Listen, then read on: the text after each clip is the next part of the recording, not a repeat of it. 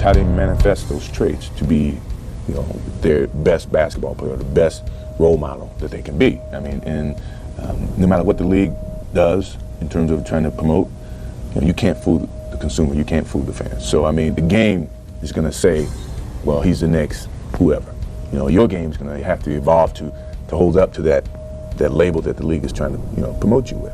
You know, and you know, it's a danger to that. It's a danger to that because, you know, the credibility of the game could take a hit, you know. The tweet heard around the world. LeBron tweeting yesterday to John Clayton. He wanted to know when was the deadline for NFL teams to sign free agents. And man, did that cause a stir. Stephen A., you had a particular problem with it. Go. Well, he came out and he acknowledged later on that he was joking, if I hear correctly. My whole point with LeBron James is that he just needs to be quiet. The NBA had just canceled the first 2 weeks of the season. People, you know, in excess of $200 million is being lost. People losing their jobs and things of that nature. And here you are joking as usual. I have no problem with them tweeting because players tweet all the time. Mm-hmm. That's not the issue. It's the fact that he was joking, and it was the timing of his joke that I have a problem with. You need to focus, okay, on getting a deal done, getting a collective bargaining agreement reached, so you can get back on the court and make up to millions upon millions of fans who watched you wet the bed in the fourth quarter. That's what you need to be doing. I don't want to hear anything about football. I don't want to hear anything about anything else. I want to hear about their sneakers. I have no problem with Carmelo Anthony, you know, his sneakers, but he, you know, they got to win too. And Amari Stoudemire being up here yesterday with, you know, with his tight suit on and all that. I have no problem with that either. I got no problem with none of that. But LeBron James, it is time. And the reason that I say it's time is because he's the one with the tattoo, the chosen one. He's the one with the King James. I want to hear stuff. You know, he's a great guy, and you know, he's got to deal with a lot of stuff. And we, you know, bottom line, he's a great person, okay? And we shouldn't even be focused on anything but his game. But his game has come up short time and time again. And the one other thing that I want to say, Skip, before I leave this to you, and I'm dead serious about this. There's something about LeBron James that's really starting to alarm me. You got titles, King James, chosen one. None of the great guys, you know, they shun all of that until they win a championship. It's like he wants to be crowned with no rings. You don't get to do that. You got to get it done. And I've been holding off on it because I disagreed with Skip totally. But to lose in the finals the way that he did, and then to come out here with the smile on your face like that, the world is just beautiful. I don't understand it. Champions don't do that. They just don't. That's what I wanted to say. Sounds familiar. Why are you so hard on this poor man? That is funny coming from you. That is hysterical. Oh my God. Wait. You of all people. Do you have something personal against this man? You know what? That's all I've ever heard for 5 years. Listen, man. Listen, Skip. It's got me to the point. I never dreamed that I would see LeBron James not show up in the fourth quarter the way he did for 4 straight games in the NBA Finals. But then to come out and to say what he said in the aftermath of that press conference, people are just going to go back to their regular old lives. And to walk around all summer long, city to city, state to state, wherever he is, big fat smile on his face, like, it's no big deal that we lost and I embarrassed myself in the NBA Finals. It's no big deal. I can't take it no more. Enough. I'm shocked. Enough. Yep, I'm shocked Enough. now. Stephen A. You got to get it done. Stephen A. Oh, don't say that. Oh, my God. Stephen A., it is shocking because you've come a lot closer to where Skip is on this topic. Listen, I have, because I always disagree with him. But now, LeBron James has given substance and credence to the argument that Skip Bayless was making about him.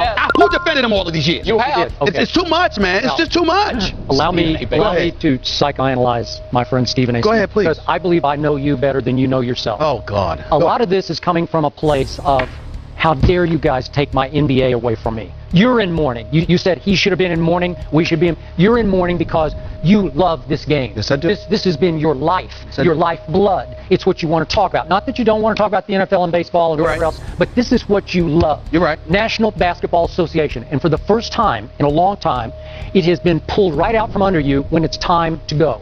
This is the time where we should be nearing the start of a season here, and it's looking farther and farther away, and it is killing you. So you want him to shut up because this is dire straits time. You want him at the negotiating table, not at the keyboard. Is he onto something there? It makes sense. No. Skip is completely right. That's not all there is to it, but every word that he just said is 100% correct. I absolutely do feel that way. But the other issue, like I talked to before, is I've spoken to champions. I've spoken to Hall of Famers throughout my career. I agree and they talk about the price that they pay paid in order to win, to be crowned champions. And this guy is walking around like he won the title. It bothers me. Enough. You got to get it done.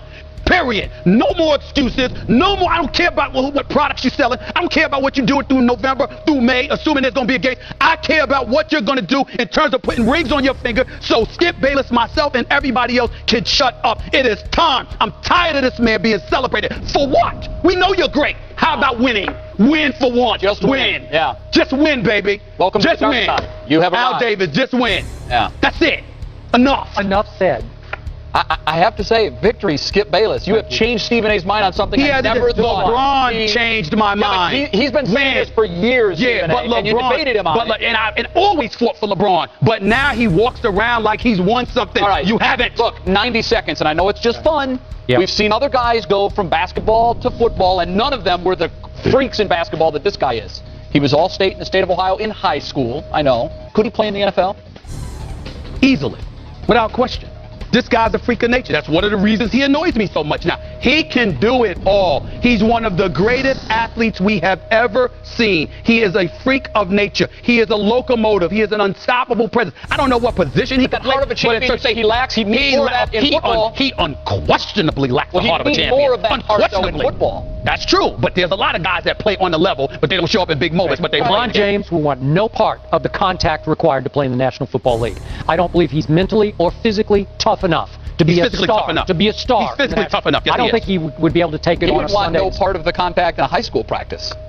It's how they manifest those traits to be, their best basketball player, the best role model that they can be. I mean, and no matter what the league does in terms of trying to promote, you can't fool the consumer, you can't fool the fans. So I mean, the game is going to say, well, he's the next whoever.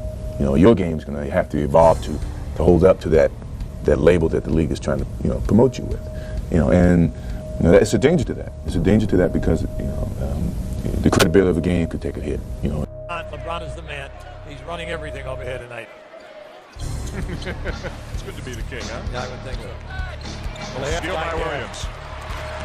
Behind the back, and then It's how they manifest those traits to be, their best basketball player, the best role model that they can be. I mean, and no matter what the league does in terms of trying to promote, you can't fool the consumer, you can't fool the fans. So I mean, the game is going to say, well, he's the next whoever.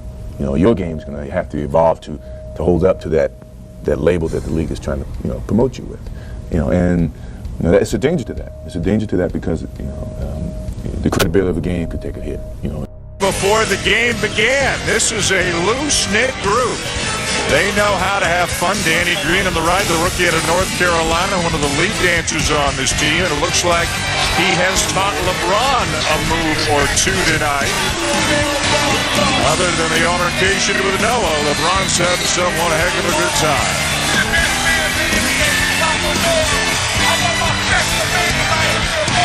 It's how they manifest those traits to be, their best basketball player, the best role model that they can be. I mean, and no matter what the league does in terms of trying to promote, you can't fool the consumer, you can't fool the fans. So I mean, the game is going to say, well, he's the next whoever. Your game is going to have to evolve to hold up to that label that the league is trying to promote you with.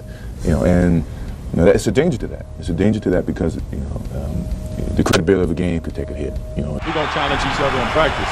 And the way we're going to challenge each other to get better in practice, once the game starts, it's going to be easy. But we also know you three kings came down here to win championships. Not one, championships. Not two. LeBron, tell us about that. Not 2, not 3, not 4, not 5, not 6, not 7. Hey. It's how they manifest those traits to be, their best basketball player, the best role model that they can be. I mean, and no matter what the league does in terms of trying to promote, you can't fool the consumer, you can't fool the fans. So I mean, the game is going to say, well, he's the next whoever. Your game is going to have to evolve to hold up to that label that the league is trying to promote you with. And it's a danger to that. It's a danger to that because the credibility of the game could take a hit. Does it bother you that so many people are happy to see you fail? Absolutely not. Because at the end of the day, all the people that was rooting on me to fail. At the end of the day, they got to wake up tomorrow and have the same life that they had before they woke up today. They got the same personal problems they had today. And I'm going to continue to live the way I want to live and continue to do the things that I want to do with me and my family and be happy with that. So, they can get a few days or a few months or whatever the case may be on being happy about not only myself, but the Miami Heat not accomplishing their goal, but, they got to get back to the real world at some point. It's how they manifest those traits to be, their best basketball player, the best role model that they can be. I mean, and no matter what the league does in terms of trying to promote, you can't fool the consumer, you can't fool the fans. So, I mean, the game is going to say, well, he's the next whoever.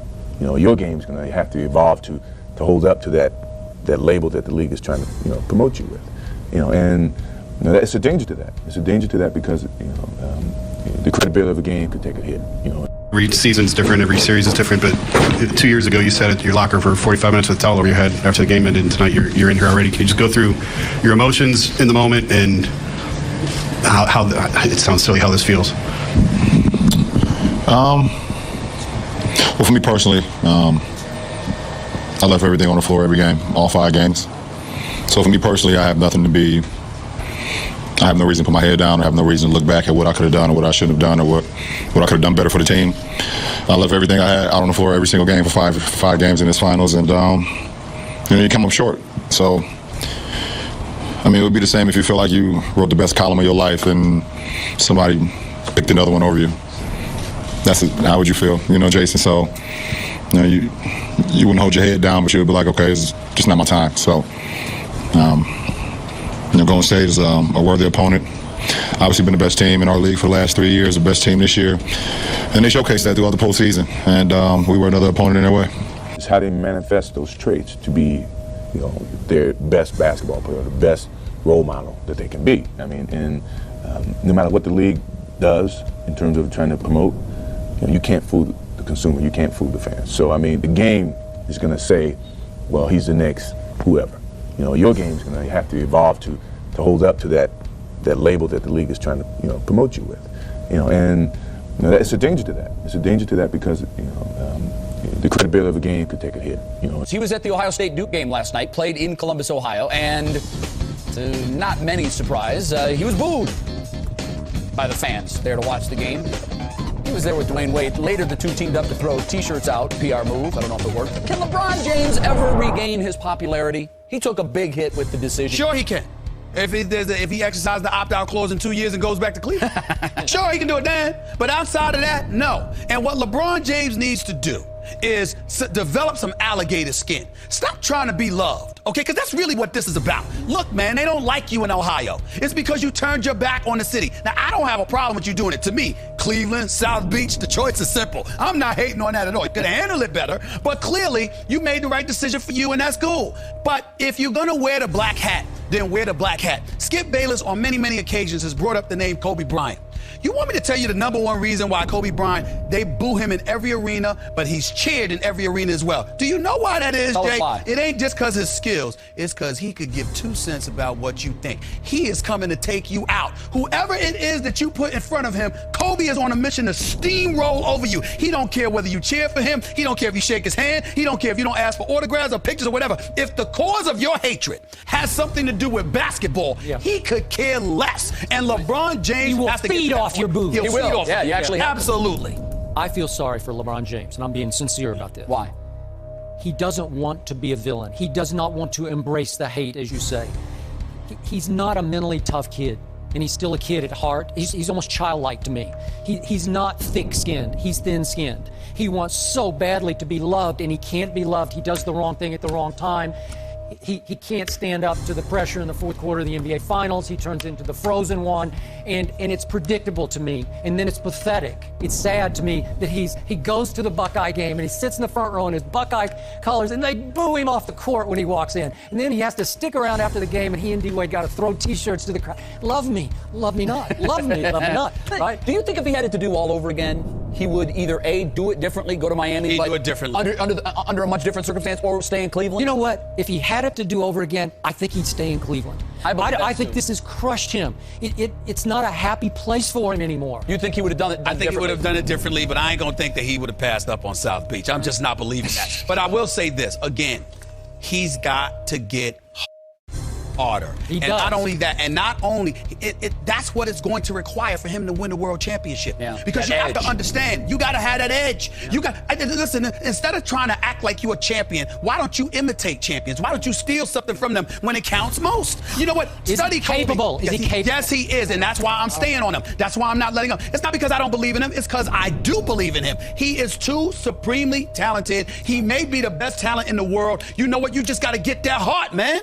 Stop walking around like the Tin Man syndrome. I mean, what is wrong with you? Can't buy one. Come on, man. He got it in him. Just peel it out. Suck it up. You can't go. Wear the black hat. You can't go see the Wear wizard. the black hat. There's no wizard. Wear the black hat. Is there a wizard, Jay? Wear the black hat. No, There's no wizard. Wear the black I'm hat. with you. I think you're born with that killer instinct. Come on, man. You're not. You got to come with it. And you know what? If he doesn't have it, he won't win a title. Or if they do win a title, it'll be because of D-Wade and not Thank him. you. And by the way, LeBron James, let me say this one last thing in front of this camera because this is very, very important. It is not enough for you to win the championship riding Dwayne Wade's coattails. If he's the MVP of the NBA Finals and you show up smaller than Mini-Me like they did for 4 straight fourth quarters of the NBA Finals, it still won't get by us. You can walk around with that ring and think you got something all you want to. You had damn well better be the reason the Miami Heat win this title. I'm talking, he's got to show up. He's got to make amends for not showing up in the NBA Finals last year. You got to get it done. I don't care what you do between now and May. I don't care what you do the first week of June since the Finals has been moved back for a week. You got to be the reason that the Miami Heat win the title. If you ain't, I don't want to hear from you, and nobody else should either. You got to get it done. You sound like Stephen You got to get it done. You sound like Stephen. No, that's not good. Skip says he won't. Skip says he won't and he can't. I'm saying he can. He just hasn't done it. Get it done. LeBron James, you should thank God for Dwayne Wade. It's how they manifest those traits to be, their best basketball player, the best role model that they can be. I mean, and no matter what the league does in terms of trying to promote, you can't fool the consumer, you can't fool the fans. So, I mean, the game is going to say, well, he's the next whoever. Your game is going to have to evolve to hold up to that label that the league is trying to, promote you with. And it's a danger to that. It's a danger to that because, the credibility of a game could take a hit. Put up. Dwayne Wade just 8 points, a new career playoff low for him. The Mavs use a 21-9 run over the last 10+ minutes of the game to win this and even up the series. LeBron, again, just 8 points. How do you explain this? Rob, last night we saw the same LeBron James who went into a trance and crumbled under pressure in Game 5 last year against Boston, even in the second half of Game 6. This was the equivalent to me of an NBA panic attack, going blind under the pressure. 0 for 1 in the fourth quarter with 2 killer turnovers. Are you kidding me? On the NBA's biggest stage, in LeBron James' biggest moment, once again, he was exposed for how few superstar intangibles he has. Most talented player in the NBA, but no killer instinct, no rising to the biggest occasions. I still say the reason he chose to go to Miami was so Dwayne Wade could win him a ring or 3 or 4. And up 9 with 10 minutes to go, it sure looked like Dwayne Wade was taking LeBron on his first championship ride. So I'm not going to criticize LeBron for not scoring in this game because I don't expect him to score big in a game like this. Yeah, he got nervous-handed again, started breaking shots. He was even missing layups in the first half. What shocked me was that LeBron James went comatose on defense. After Jason Terry had called him out the day before, he went deadheaded on defense in the fourth quarter and let Jason Terry get loose for 8 points that what should have been maybe 10 or 12 or 14 points in the fourth quarter. And finally, I don't mind, again, that LeBron doesn't shoot, but I do mind that as the point guard of this team, he quit creating shots in the fourth quarter. Not one time did he get in the lane and create an easier shot for a Dwayne Wade who was getting double and triple teamed the whole fourth quarter. Skip, this disappearing act is more inexcusable than last year, and I'm going to tell you why. You're on the precipice of winning a title, up 3-1, right? I mean, it's a big game. LeBron, before the game, we saw the video. We should be playing like our backs are against the wall, even though we're up 2-1. Remember, he told everybody? And yet, in the fourth quarter especially, it was like a Where's Waldo. I didn't even know he was in the game. I'm looking for him, and you're right. There wasn't just, I think people can live with having a bad night, shooting, playing, making some mistakes, doing things, but he just was disengaged. How can you be disengaged in the biggest game to put your foot on the Dallas Mavericks' neck and go up 3-1, not to be engaged. Is it possible that his early struggle is what disengaged him? You know, once you get off to that bad start, because I think a lot of people out there will say he had a bad game, worst time to have a bad game, but he had it. Is it possible that then, more so than the other nervousness of a playoff? I'm not blaming him for shooting or not shooting in the fourth quarter. I don't care about that. But he did early on. He drove for what was going to be a layup, and at the last second, he airballed it. Right. And it's like, okay, so you're having a bad night, so quit shooting. That's fine with me. And your other point about the defense, let's be honest. Jason Terry had open looks. Yeah. Where was No, that's what I'm LeBron? saying. He had open looks. He could have knocked down, like you said, another six or eight points. And as if he I made said some yesterday, shots. I said this. It doesn't take the clutch gene to play great shutdown defense. So at least if you're having a bad night, you can shut down the 6'2" guy that you're guarding in the fourth quarter. Are you kidding me? It got so bad that even on the last play of the game, Mike Miller had an open quick pass to LeBron in the corner for an open three. And Mike Miller said, no, I'm going over here, because they just said. It's how they manifest those traits to be, you know, their best basketball player, the best role model that they can be. I mean, and no matter what the league does in terms of trying to promote, you know, you can't fool the consumer, you can't fool the fans. So I mean, the game is going to say, well, he's the next whoever. You know, your game is going to have to evolve to hold up to that label that the league is trying to, you know, promote you with. You know, and you know, it's a danger to that. It's a danger to that because, you know, the credibility of the game could take a hit. You know. That one right there made me the greatest player of all time. So that's what I felt. Reasons. I was super ecstatic to win one for Cleveland because of the 52-year drought. Like, I was ecstatic. Like, obviously, I showed that the first wave of emotion was when everyone saw me crying. Like, that was all for 52 years. Everything in sports was going on in Cleveland. And then after I stopped, I was like, that one right there made you the greatest player of all time. You know, everybody was just talking how they were the greatest team of all time. Like, they was the greatest team ever assembled. And for us to come back, you know, the way we came back in that fashion, I was like, you did something special. That's like one of the only times in my career I felt like, oh shit, like you did something special. I haven't really had time to really like sit back and think, but that was a moment. What I walk away from tonight, however, is how horrible the Cleveland Cavaliers look. They quit. They quit. I'm not dissing LeBron. I don't want to hear no more comparisons, though. Not like this. You don't go down like this. Now, he gave some effort, but then ultimately, he gave up. And when he gave up, the rest of the team followed. And it was that bad. You had to be here. You had to see this to believe it. They got their butts kicked, period. They got taken to school, period. Backdoor cuts, wide open three-pointers surrendered, open layups looking like a layup line, like you playing horse in the park or something. There's no effort here. It was a sad, sad ending to this season. When you talk about an NBA Finals, you don't expect it to end like this. You don't expect the team to go out like that. The Cleveland Cavaliers tonight in Game 4 of the NBA Finals went out like Toronto went out in Game 4 of the semifinal series right here on the same court against Cleveland. The effort was weak, it was whack, it was just embarrassing. It's how they manifest those traits to be, you know, their best basketball player, the best role model that they can be. I mean, and no matter what the league does in terms of trying to promote, you know, you can't fool the consumer, you can't fool the fans. So I mean, the game is going to say, well, he's the next whoever. You know, your game is going to have to evolve to hold up to that label that the league is trying to, you know, promote you with. You know, and you know, it's a danger to that. It's a danger to that because, you know, the credibility of the game could take a hit. You know. To what you have to say, because what you've been saying over the last couple of years is proven once again to be true. LeBron James will not play for an NBA title this year. Whether or not he will in the future, we don't know. But let's get to our list. He almost had a quadruple double, which isn't a good thing because the turnovers were there, but he also, the points, rebounds, and assists were there as well. Grade his performance, so overall grade for LeBron James in Game 6. What is it, Skip? I'm going to give LeBron a break today because he did have a triple-double, including 19 rebounds. So I'm going to give him a D-, and that's D as in dog minus. That is a break. I thought for sure you had him for an F-. The stat of the night, as you said in your setup, was that he did almost have a quadruple-double. In a do-or-die game on the road, a game that people had favored them to win from the start of the playoffs, LeBron James had 9 turnovers, and what shocked me the most was that at least 6 of them were shockingly unforced errors. They had nothing to do with defensive pressure, and they just took the heart out of his Cavaliers, I thought, because I saw a Prince James that once again was crumbling under the pressure and the expectations to be King James. And I want to point out, Jay and Rob, that the Cavs cut it to 4 with 8:37 left. And that was because he made a couple of threes. Now that broke an 0 for 10 three-point string for LeBron, and the second one was about as awkward looking a three-point shot as I've ever witnessed, but it did go in. And all of a sudden, Rondo is feeling the heat from LeBron James and misses 2 free throws. Absolutely. And LeBron comes right down and turns it over for the 8th time again and crushes the momentum, and it swings the other way, and eventually Pierce hits the three-pointer, and it's over. In the last 8 minutes of that game, LeBron James, the 2-time MVP, took 3 shots total. He ran from the ball way too much. One of the shots he made, which was an uncontested dunk. And yet, in the last 2 minutes, Rob Parker, I saw LeBron James give up. And in turn, his team gave up. The whole team did, They all just said, okay, if you're giving up, we'll stop. We won't foul.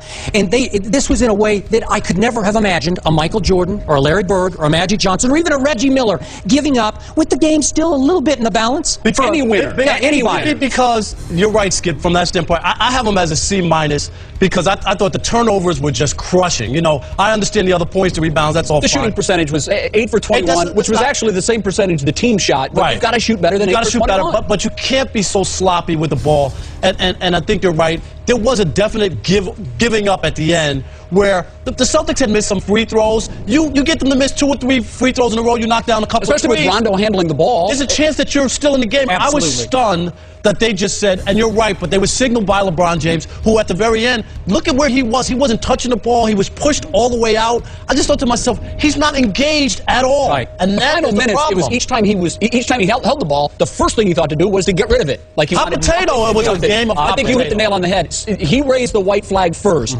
and you could Everybody see else it. You followed. could see it when they stopped fouling. The whole team put the white flag up. It was something. I think everybody was stunned as they watched that. All right, how much damage did LeBron James do to his reputation with this series of basketball?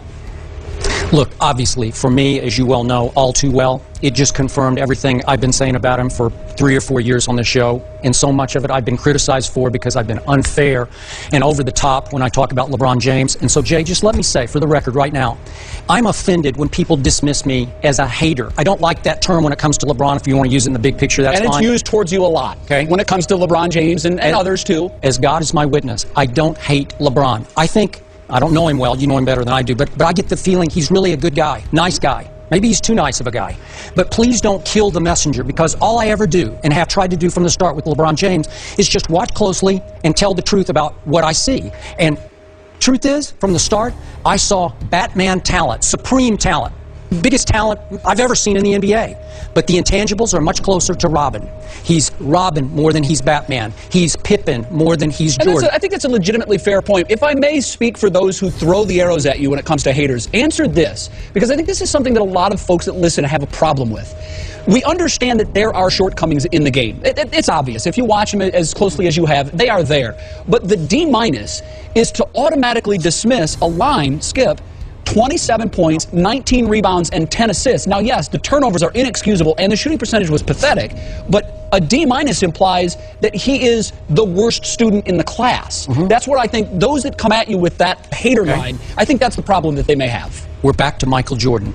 I feel like he begged this comparison, because he did choose number 23 and he's going to change to 6 next year, but he did steal the powder throwing routine, and I thought he shamed the number 23 the last 2 games, and that's my legacy for him right now, because that's all I have to go on. But well, you have other games to I know, go on, but he was lifeless in those last 2 games. That's fair. To the point I'm saying, he's the fake MJ. He's the 2-time MVP with 2 times the best regular season team by far, to me, and the prohibitive favorite going into the playoffs. And twice now, I've gone, okay, I'm going Orlando in 6 last year over Prince James. You got them both. And then I'm going to Boston in 6, because he can't stand up to the pressure. The higher the expectations, the worse he performs. Right. Okay, what we've seen now, period, end of story. LeBron James was made for the regular season. He's a regular season dynamo. He's made for our SportsCenter plays of the night, because he's always number 1 in the regular season. But come postseason time, he's the most overrated, overhyped superstar in my history in this business. Seriously, that's my bottom line to this discussion. That's how they manifest those traits to be, their best basketball player, the best role model that they can be. I mean, and no matter what the league does in terms of trying to promote, you can't fool the consumer, you can't fool the fans. So I mean, the game is going to say, well, he's the next whoever. Your game is going to have to evolve to hold up to that label that the league is trying to promote you with. And it's a danger to that. It's a danger to that, because the credibility of the game could take a hit.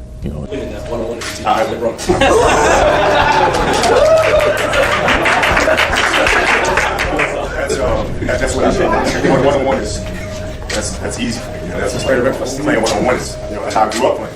You know, that's like my thing. LeBron is more like a Magic Johnson. So he's a great passer. He plays all around game. At the core of me, I'm a one-on-one player. I do that in sleep. Do you think that LeBron James will ever win a championship? I don't know. Hopefully, he won't win one of ours. I'm in the league. I want to win them. Yeah, right. Now, what happened with you and LeBron at the All-Star game? I mean, we tried to read lips, and everyone tried to read into that. What happened? Oh, man, it was just, just general smack talk. You know how it goes, man. It's just, I've known LeBron for a long time, man. He's really a good friend of mine. It's just, it's just normal banter that goes on, man. Normal banter goes on, but certainly from where you're sitting, Kobe, having 5 rings.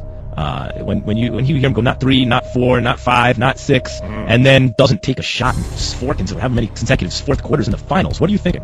Well, I think that, I know him pretty well, and I know the type of person that he is, and he's the type of person that's, first of all, he's a workaholic, he's a gym rat, and he's constantly learning, trying to make himself better. So, it's just a matter of him figuring out how he wants to go about closing games, and, that's how I approach it. I don't look at it as, he's shies away from the moment, he's scared of the moment. But you're an alpha personality. How would you is he an alpha or a beta?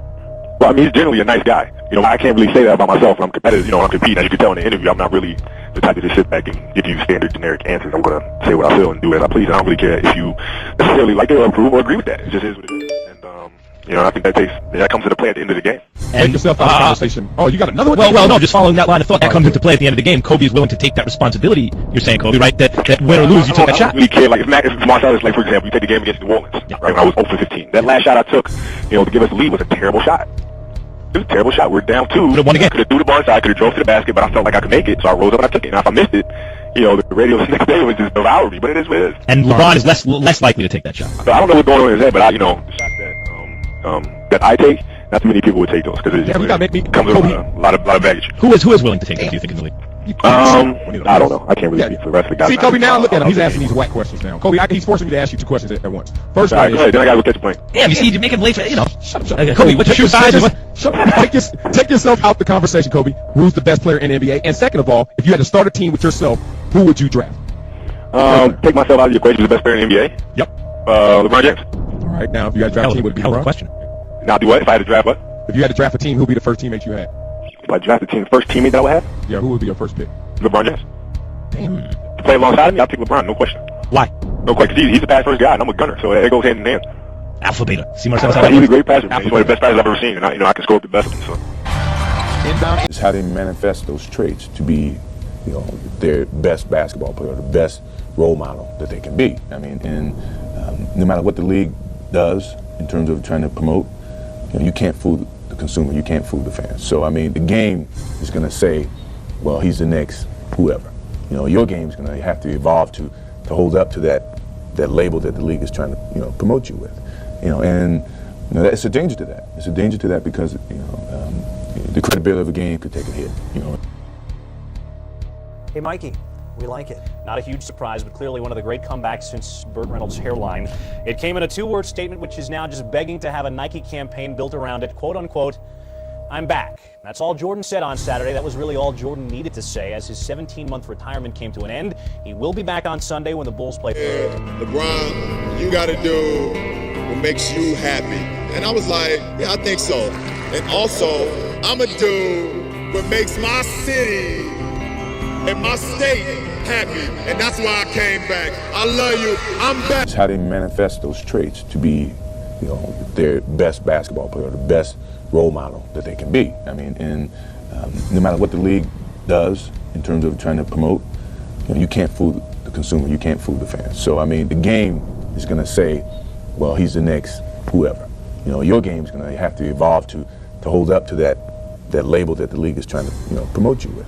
And it's a danger to that. It's a danger to that because the credibility of a game could take a hit. I, Kobe Bryant, have decided to take my talent to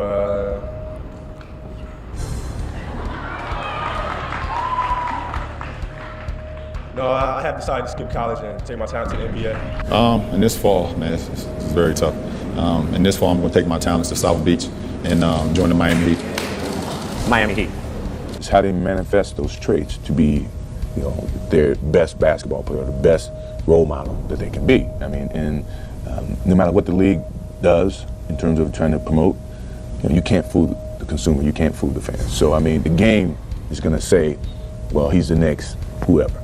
Your game is going to have to evolve to hold up to that that label that the league is trying to promote you with, and it's a danger to that. It's a danger to that because the credibility of a game could take a hit. Let's go back to Saturday, gentlemen, if we can. I know you're probably salivating a little bit here. Skip, how you doing? LeBron did not shake hands with the Magic or address the media after the game. Shake hands. LeBron did not. He did talk yesterday, though. Finally, take a listen to some of what he had to say. Have you talked to Dwight? I mean, you didn't shake hands with anybody last night, but have you talked to him to congratulate him or no? No, I haven't. I sent him an email last night, congratulate him. But one thing about me, guys, you gotta understand. It's hard for me to congratulate somebody after you just lose to them. I mean, I'm a winner. It's not being a poor sport or anything like that. But somebody beat you up, you're not gonna congratulate them on beating you up. That don't make sense. It don't make sense to me. I'm a competitor, and that's what I do. It don't make sense for me to go and shake somebody's hand. He says it's not about being poor sport. A lot of people would disagree out there from comments I've seen. What's your reaction? Scoop, I, for one, was not at all surprised by this. This was, to me, the real LeBron James. This is who he is, and to me, who he has been. This is the spoiled brat product of those billions of witnesses out there. This is the guy I've been talking about. As he's been the front-running bully all year long, and he finally got punched right in the mouth, and he ran to the locker room in shame. I have been saying for months on the show that all this picture-taking and the posing and the flexing, it just doesn't show any class to the game on the court or to his opponents, to me. And it finally all caught up with him because I think the MVP suddenly realized when the clock ran out that he had failed miserably. And I thought it showed even less class to duck the media after the game than to duck Dwight Howard's handshake because he left the guys he had called all along his complimentary players to face the music after the game. No class there and no class on the court didn't surprise me. Well, see, I can understand that. I think this is a situation where if you look at somebody's character, they always say you judge them how they handle defeat as opposed to how they handle victory. And in this situation, for LeBron to say, for us to know him is to know that he doesn't like losing and shake somebody's hand doesn't make sense. Well, I think in his career so far, there have been 4 times I think he's been in the playoffs, and he hasn't been to the finals, so he has not won his last game. Unless we go back and somebody shows me proof that he's consistent in doing this, then I don't have a problem with it. If he never stood or shook hands with the Celtics after the game after they lost last year, cool. If he did the same thing in San Antonio a couple of years ago, he was in the finals, cool. But we know that didn't happen, so we're not making a big deal out of nothing. This is something, and this goes into his character, which I think is not. It goes to what you've been saying. It goes to something I never wanted to believe.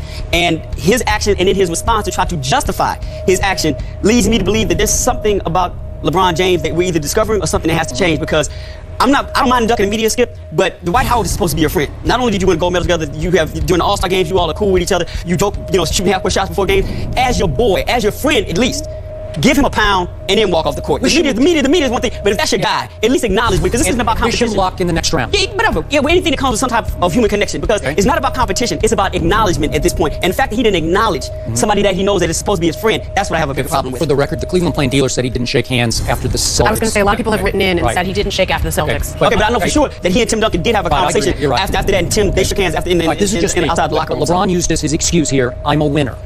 I don't think he's a winner. I ask you again, what has he won? Winner in this that's what I'm saying, but he hasn't won anything in 6 years now, to the point that I don't see that he has winners' intangibles, the know-how, the will to make it happen when it's time to happen in the fourth quarters of these games. And we'll get to this later, but in 5 of the 6 fourth quarters, I thought he was awful when it was Kobe-Michael time.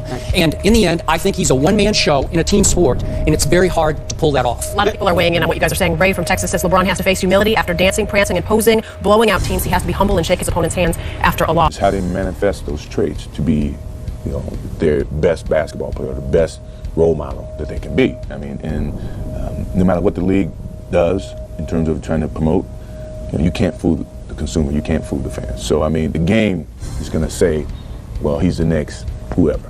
Your game is going to have to evolve to hold up to that label that the league is trying to promote you with. And it's a danger to that. It's a danger to that because the credibility of a game could take a hit. We look at LeBron and Kobe, that's where I think we part ways. Because even though LeBron has matured to that point where there's no longer a question about that as where he's concerned, for a lengthy period of time in his career, it was a huge question. I have religiously stated for the first 46 minutes, I'll take LeBron James over almost anybody in the world all time, with the exception of maybe Jordan, and even that is a maybe. The problem is that when you get to that money time, that clutch, where you sit up there and everything breaks down, and you grab the ball and you say, here, Take me to the promised land. LeBron is not somebody that's going to be on that list most of the time in a lot of people's eyes. And nobody is going to question that Kobe would be on that list. When money time arrived and it was time to give him the ball, whether it was in the finals against Indiana, whether it was 2001 in the postseason, whether it was 2010 against Boston, or times in between, Kobe at a younger age was so sensational. LeBron had to grow into that role for a significant period of time. And that's the difference. What LeBron learned to have, Kobe had. MJ had. And here's the last point, Max. LeBron was pushed to that elevated level of play. Kobe took it. MJ took it. These are guys that you knew from the moment that moment arrived, they belonged there. LeBron was pushed, coached, nurtured, tutored into that elevated position. That is the difference. It's how they manifest those traits to be, their best basketball player, the best role model that they can be. I mean, and no matter what the league does in terms of trying to promote, you can't fool the consumer, you can't fool the fans. So, I mean, the game is going to say, well, he's the next whoever. Your game's going to have to evolve to hold up to that label that the league is trying to, promote you with. And it's a danger to that. It's a danger to that because, the credibility of a game could take a hit. The Bulls beat the Lakers in the championship, the first finals. Remember how Pippen was picking Magic? Wait, forget all that. Pippen picked up Magic. And so if you guarded Magic, who's usually 6'9" and looking over defenders. You think LeBron would have guarded Magic? No. What I'm saying to you is that, but LeBron has never been a defender Pippen is. You do know that. Oh, well, Pippen is not even close. Pippen is a much more consistent defender. I'll say this. Not only that, he's somebody that embraces playing defense No doubt. I wouldn't compare LeBron over the course of a season to Pippen as a defensive player. I will say this, in terms of versatility as a defender, LeBron is more like Dennis Rodman. LeBron at his best defensively could legitimately, capably guard all 5 positions. That's not LeBron at his best is an all-time great Once defender. again, that's why you shouldn't be talking basketball, because you're bringing up what he could do. I'm bringing up what he has. There's been plenty of times. I will never question the ability of LeBron James. There's nothing he can't do. He has shown a willingness religiously throughout the years not to accept elite defensive assignments. It's how they manifest those traits to be, their best basketball player, the best role model that they can be. I mean, and no matter what the league does in terms of trying to promote, you can't fool the consumer, you can't fool the fans. So, I mean, the game is going to say, well, he's the next whoever. Your game is going to have to evolve to hold up to that label that the league is trying to, promote you with. And it's a danger to that. It's a danger to that because, the credibility of a game could take a hit,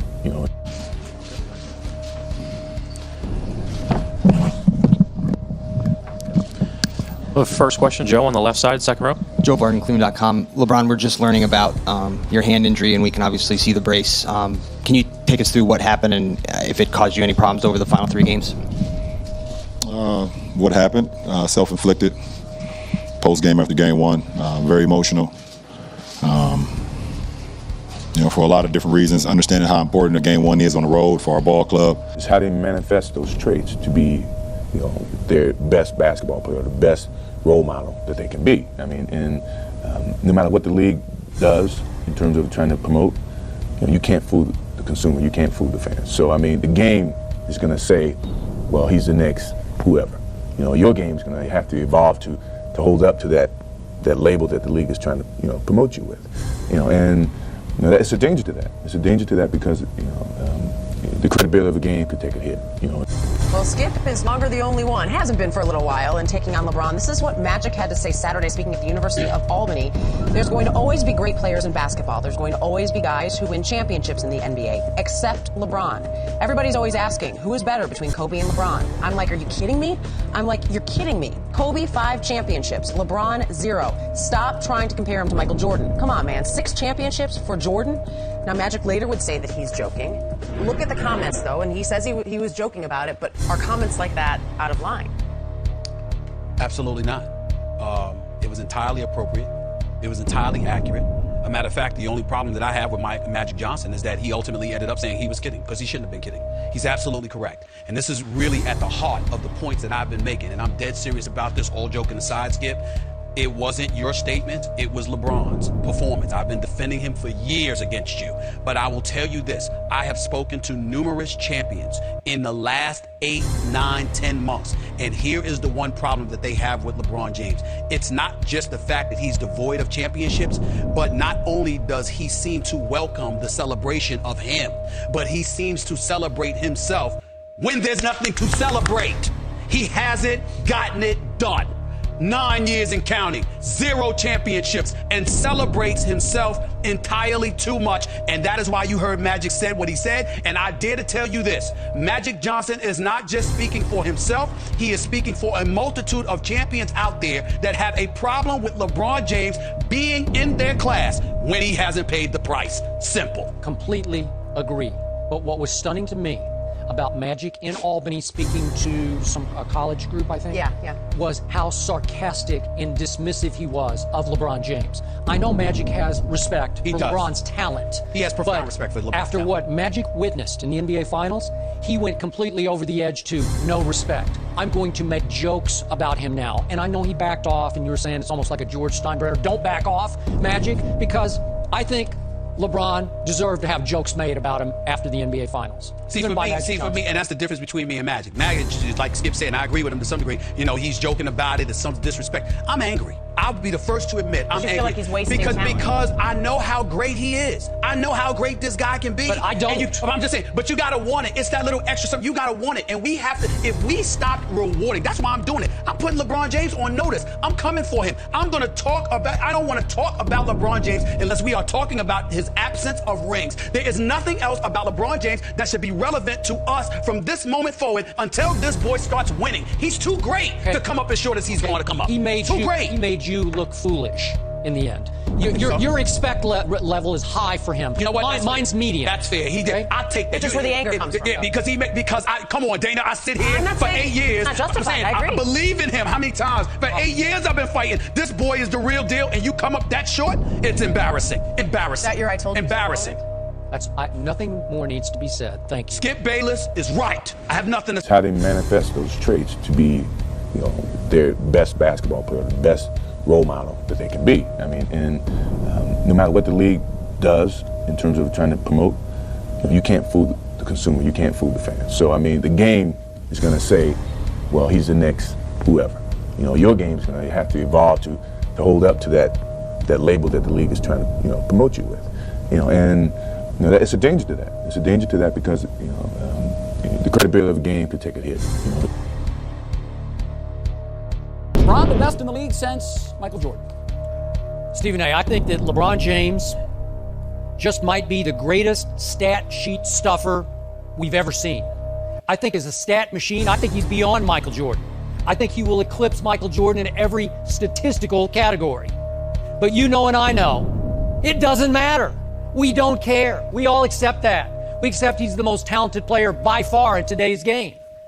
Talent-wise, he's probably beyond Michael Jordan. He's a little bit bigger, a little bit faster, a little stronger. But so what? Because he's the un-Jordan, obviously, when it comes to clutch time, to winning time, as Magic Johnson used to say it.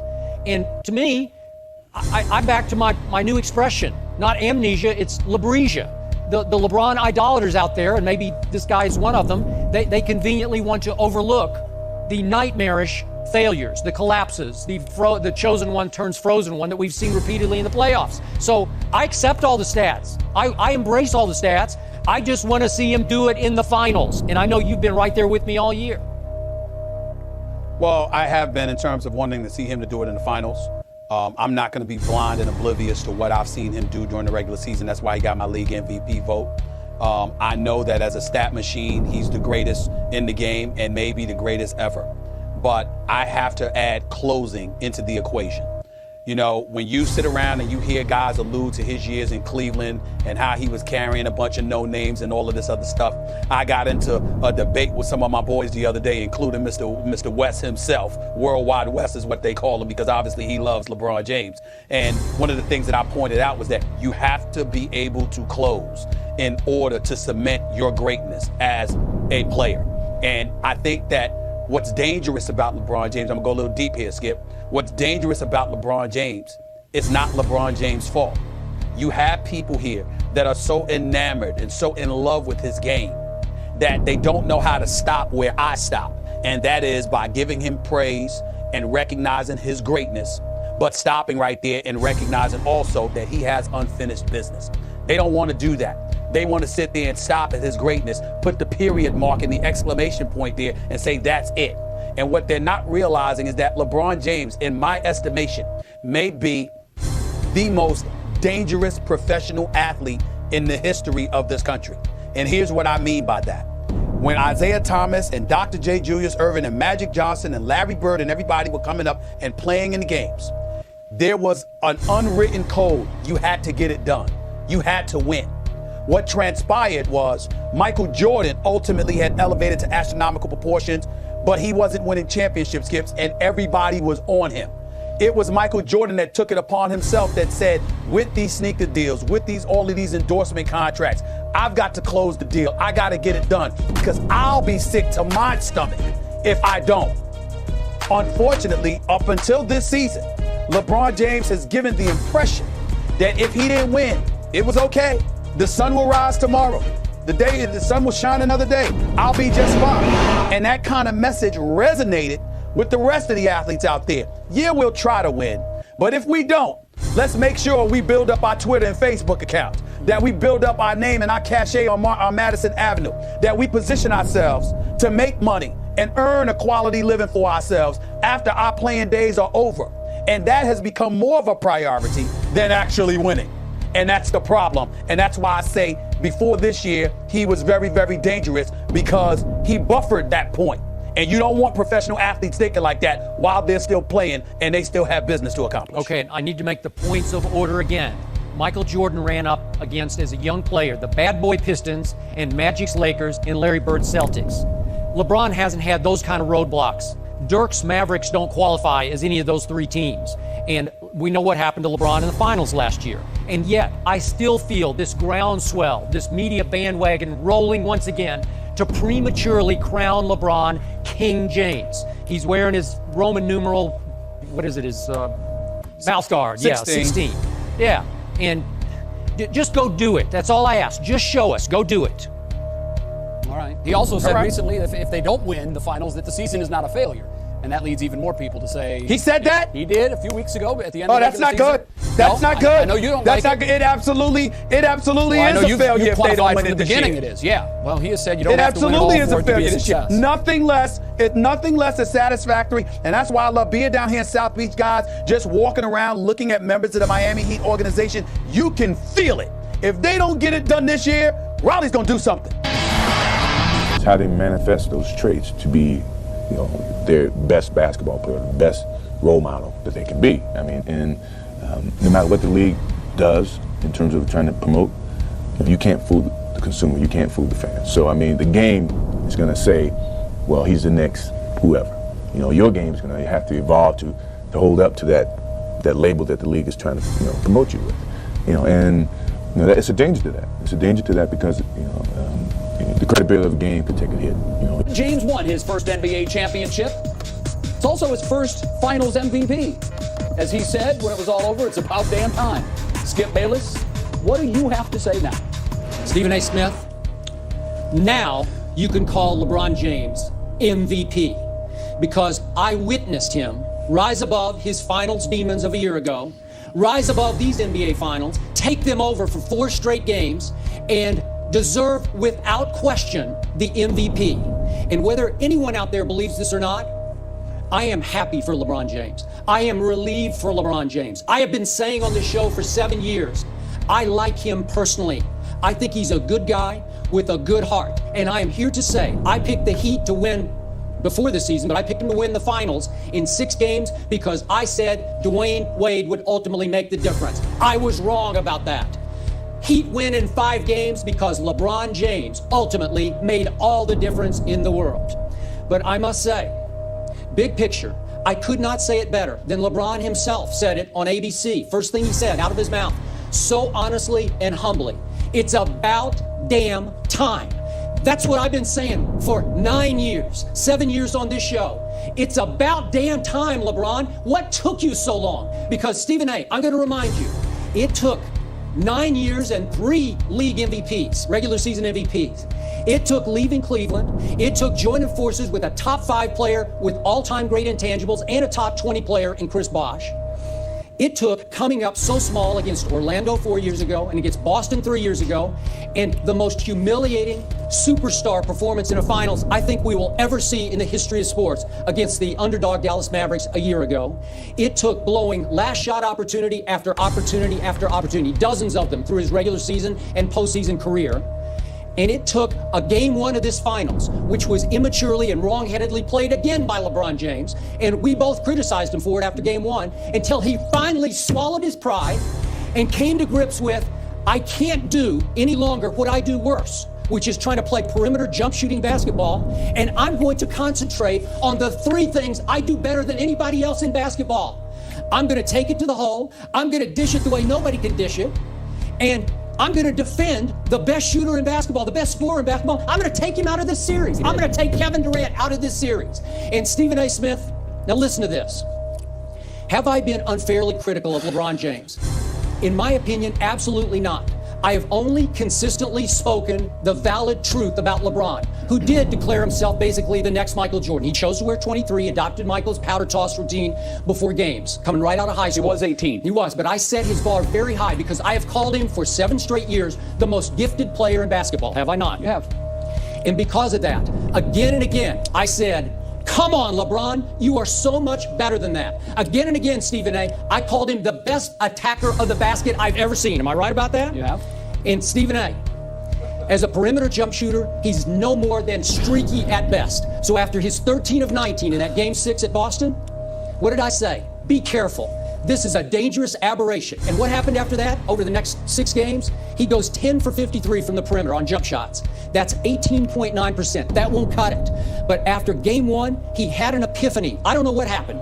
In Oklahoma City, my hometown, ironically, Eureka, LeBron figured it out. Because we criticized him. We said, you have to take Kevin Durant on defense, and you have to take him to the basket on offense. And what happened in the next 4 games? We saw the best passing forward in basketball, which I've said he is. He can be the best point guard, but he's definitely the best passing forward. We saw one of the top 5 defenders in basketball. We saw a tour de force of what LeBron James does best. So in the end, as I sit back from this, do I think he has the clutch gene? Did he prove that? No, I don't think he does. I still don't want to see him with the ball in his hands with the last shot, especially from the perimeter. But could he now figure out how to close a game from the paint, like inside out? Maybe. I'll give him that. And then maybe ultimately from the free throw line. Maybe from the free throw line. I'm glad you brought that up because I have harshly criticized his free throw shooting. And even for the playoffs, he shot 73%, which is just okay. It's not that 90% of Magic, Bird, Michael. Right. But for the finals, he shot 82.6% from the free throw line. 82.6. In a lot of free throw trips. That is terrific for LeBron James. And I'm going to say it again. The 2 he made late in game 2, which was the turning point of the series, to ice the game, they were up 2 with 6 seconds to go. The 2 biggest shots of his career. I applaud him for making those 2 free throws. And I applaud this new LeBron James. But Stephen A., it took 9 years and a whole lot of playoff games until we got to this point. It's how they manifest those traits to be, their best basketball player, the best role model that they can be. I mean, and no matter what the league does in terms of trying to promote, you can't fool the consumer, you can't fool the fan. So, I mean, the game is going to say, well, he's the next whoever. Your game is going to have to evolve to hold up to that label that the league is trying to, promote you with. And it's a danger to that. It's a danger to that because, the credibility of the game could take a hit.